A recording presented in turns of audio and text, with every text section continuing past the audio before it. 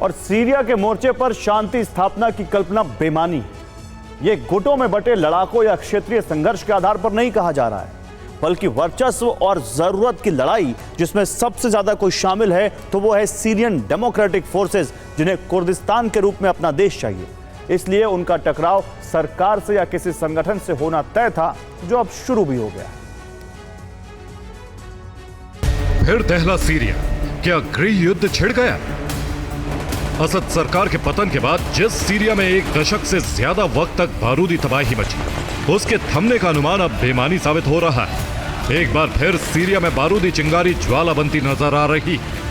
इस बार गृह युद्ध के मोर्चे पर आमने सामने हैं सीरियाई सेना और सीरियन डेमोक्रेटिक फोर्सेस। दरअसल इस संघर्ष का कारण है सीरिया में बदल रही परिस्थिति, जो असद शासन के पतन के बाद बनी। ये वो स्थिति है जिसमें हयात तहरीर अल शाम ने सीरिया अरब आर्मी की जगह ले ली, जिसकी वजह से असद समर्थक सीरियाई सेना अब एक क्षेत्र तक सीमित हो गई। लेकिन जिस क्षेत्र में वो सीमित है, वहां सीरियन डेमोक्रेटिक फोर्सेस अपने वर्चस्व के लिए लड़ रही। इसीलिए एक बार फिर ये संघर्ष भड़क गया। संघर्ष का ये क्षेत्र है अल अशरा शहर, जिसके देर ए जोर पर एसडीएफ का कब्जा है और इसी क्षेत्र को सीरियाई सेना कब्जे में लेना चाहती है। इसीलिए सीरिया में एक बार फिर जंग भड़क गई।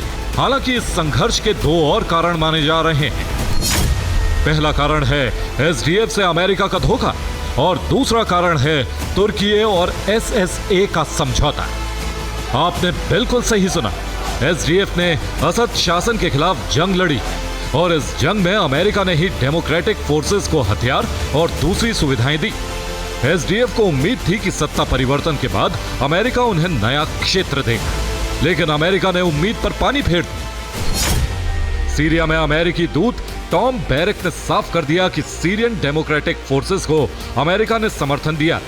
वो हमारे सहयोगी थे और हम उनके ऋणी रहेंगे, लेकिन उन्हें स्वतंत्र सरकार का अधिकार नहीं देंगे। ये बयान सीरिया की नई सरकार के साथ मिलकर काम करने के लिए दिया गया, लेकिन इसी बयान ने एसडीएफ को भड़का दिया और नया संघर्ष शुरू हो गया। लेकिन सवाल यह है कि जंग सीरियाई सेना के खिलाफ क्यों छिड़ी?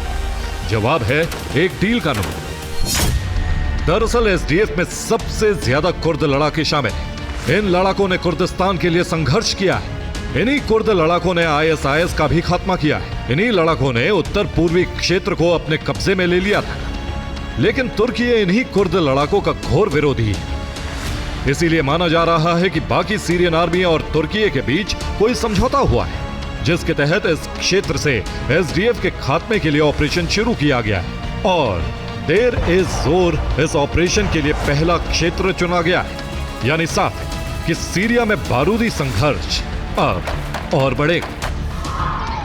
Bureau report, TV9 भारतवंश।